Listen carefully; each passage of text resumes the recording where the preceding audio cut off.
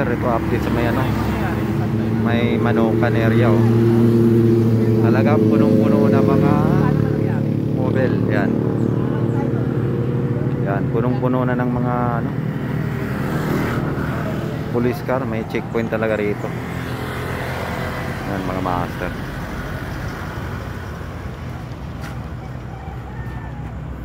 Yun ang update dito, kabilaan yung bantay mga master oh. Kaya biglang tumahimik yung lugar. Tapos pati nawala ni mga ganitong oras, may mga nagkakarya-karira na. Ngayon wala na, tahimik. Tsaka mga nakatambay rito, mga police car. Yun.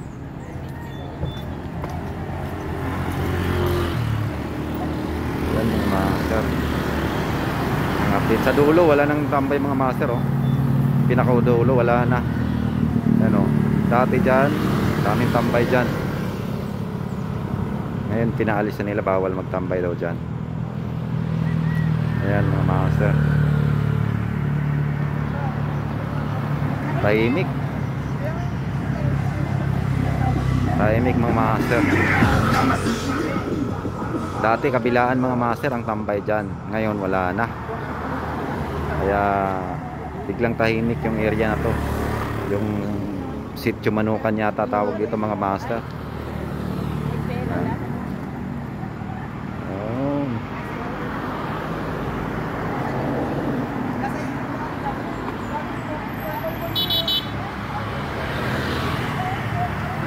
May mga LTO, police ang nakabantay rito mga master.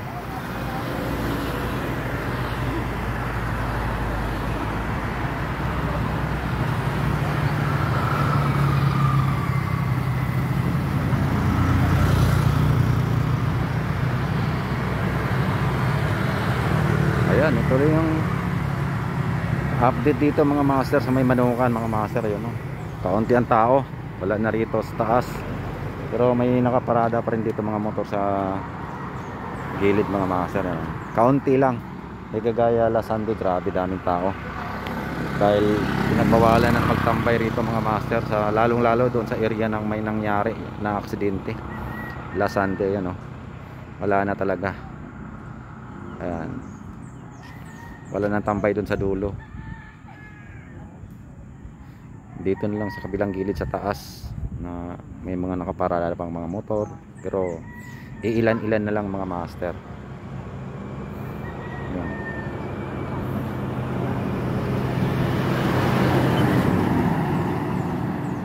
Yan ang update dito mga master. Medyo tahimik dahil may bantay at walang mga kamote rider mga master.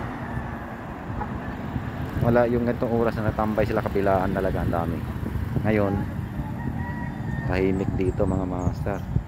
Yan, pulis ang meron dito mga master, tsaka LTO.